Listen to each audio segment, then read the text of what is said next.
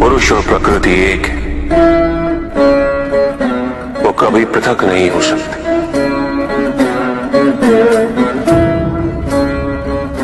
शक्ति शिव के बिना अधूरी है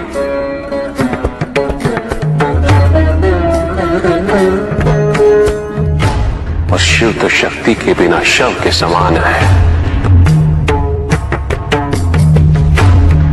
शिव शक्ति पुरुष प्रकृति का संतुलन सदैव अनर्थकारी सिद्ध हुआ। शरीर में यदि स्त्री तत्वों की ऊर्जा नहीं तो शरीर निर्जीव है।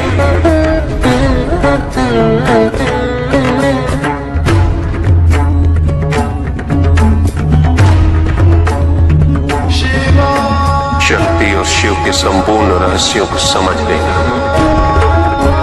भक्ति, ज्ञान और तपस्या की पराकाष्ठा है।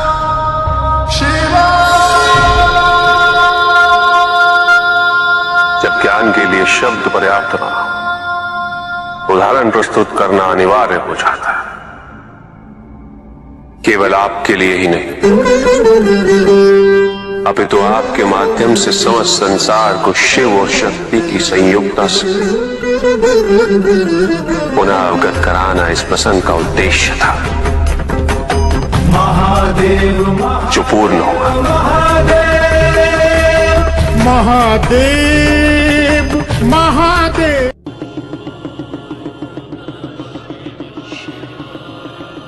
जहां न अमृत न विष, न सुख न दुख, न स्वर्ग न नरक, वही परम आनंद है। उसी परम आनंद तक की यात्रा है तुम्हारी। ये यात्रा आनंद के सानिध्य की है, ये यात्रा सानिध्य के आनंद की है। और इस यात्रा में मैं प्रतिपल तुम्हारे साथ हूं। मुझे ढूंढो मत, केवल पहचानो, तुम ही मैं हूं, मैं ही तुम। हर आरंभ का मैं ही अंत हूं और हर अंत सदैव मेरा ही आरंभ होगा। देव देव महादेव शिव। पंडित महोदय को अपने अंतिम उत्तर का तात्पर्य बताओ।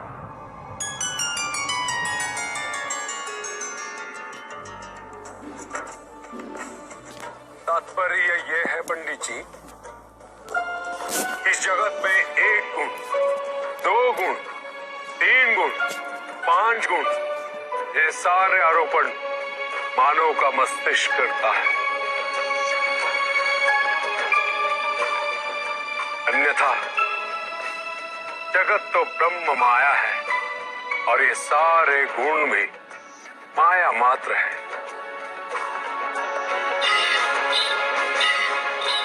सब कुछ निर्गुण है मेरे महादेव की भांति।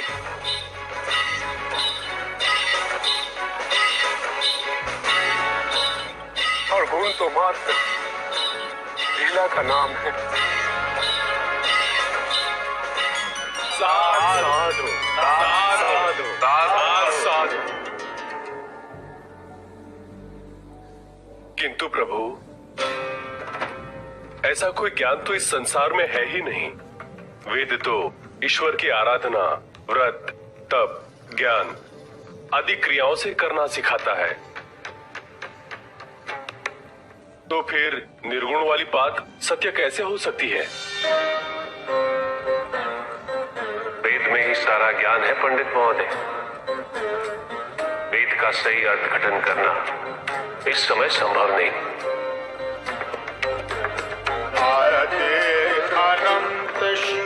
प्रजापिता ने वेद के मंत्र दी ताकि मनुष्य मात्र अपने गुणों के माध्यम से निर्गुण तक पहुंच सके।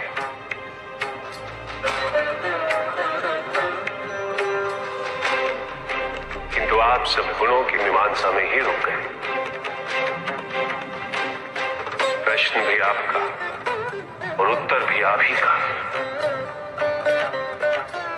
व्रत,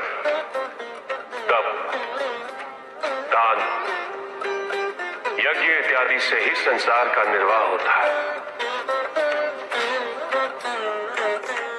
किंतु उसी वेद में ईश्वर प्राप्ति के लिए निर्गुण बनने का मार्ग छिपा हुआ है। उस ज्ञान को आप देख नहीं पाते पंडित महोदय, इसलिए अपने आप को देवताओं से अधिक ज्ञानी समझते।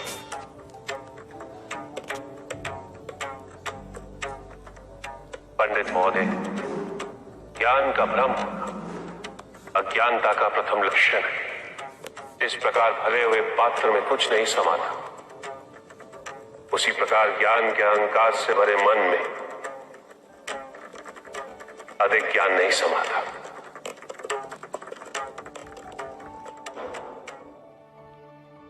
सकता हूं? अवश्य ऋषि कश्यप, जहां प्रश्न नहीं वहां जिज्ञासा नहीं, और जहां जिज्ञासा नहीं होती वहां ज्ञान की वृद्धि नहीं हो सकती। निसंकोच होकर पूछिए। प्रभु, आप तो कालोपरी हैं, सर्वज्ञ हैं, त्रिकालदर्शी हैं। चारों ओर ये जो अज्ञान का अंधकार फैल रहा है, उसमें ज्ञान का मूल अर्थ कहीं ना कहीं खोता जा रहा है। मेरा आपसे विनम्र निवेदन है प्रभु, किसी अन्य विषय पर चर्चा आरंभ करने से पूर्व हमारे और इस समस्त संसार के कल्याण और मार्गदर्शन हेतु आप ज्ञान की मूल परिभाषा से एक बार हमें पुनः अवगत करवाएं। ज्ञान और अज्ञान की परिभाषा को स्पष्ट रूप से समझने के लिए ज्ञान और अज्ञान की विशेषताओं का स्मरण करना आवश्यक है।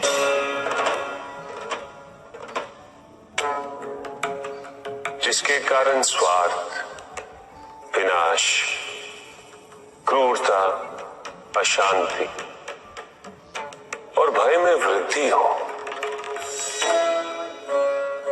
वह अज्ञान है।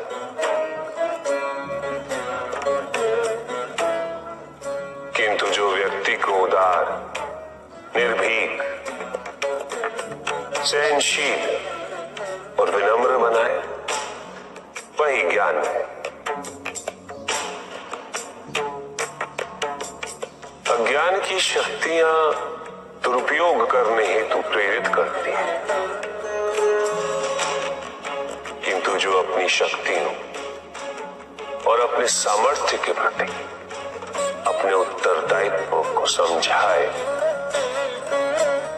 जो न केवल अपने अपितु अपने से पहले संसार के उद्धार हेतु प्रोत्साहित कर, वो ज्ञान है। ज्ञान का मूल उद्देश्य ही परोपकार है, सृजन है। दूसरों की भावनाओं को समझना, उनका आदर करना, यही ज्ञान है।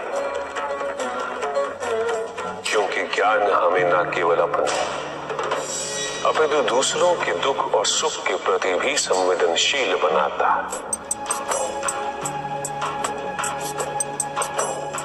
किंतु जो दूसरों की भावनाओं का अनादर करे,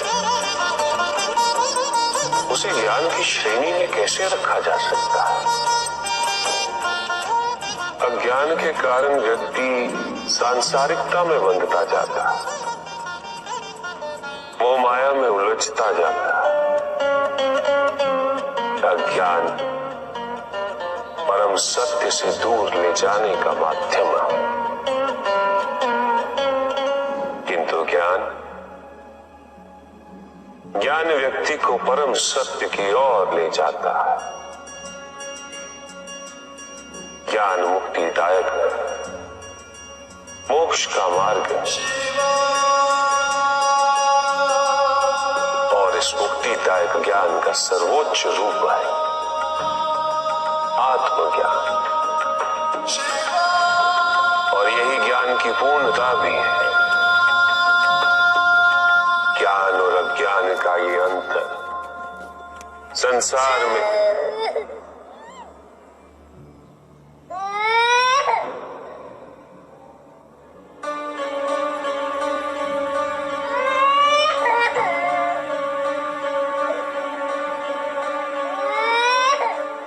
केशव, ये तो किसी शिशु का क्रंदन है। विदर्भ देश के राजा और मेरे भक्त सत्यार्थ का पुत्र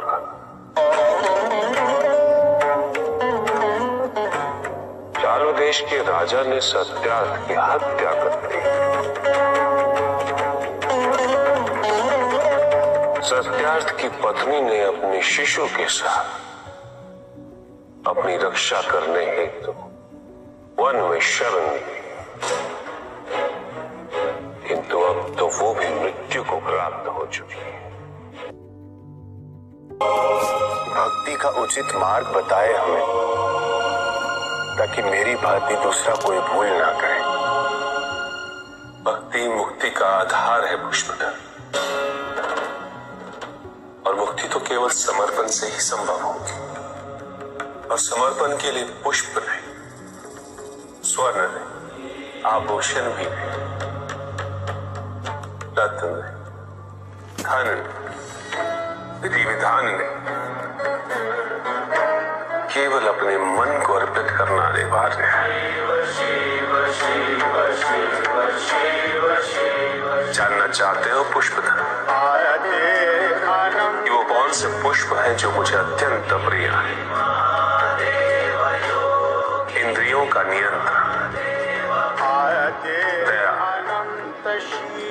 शांति, तप, क्षमा, ध्यान और सत्य।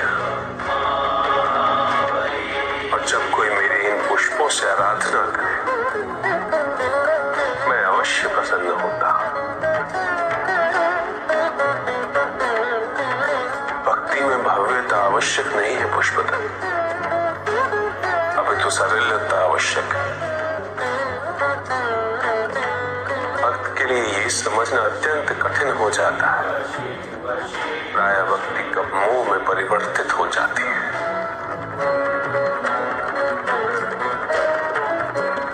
और ऐसे में पथ भ्रमित होना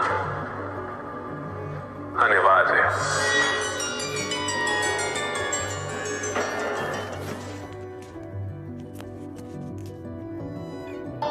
किंतु पिताजी, कुछ व्यक्ति अहिंसा का व्रत कर रहे हैं, किंतु अधिकांश व्यक्ति तो अस्त्र शस्त्रों से सुसज्जित होकर घूम रहे हैं।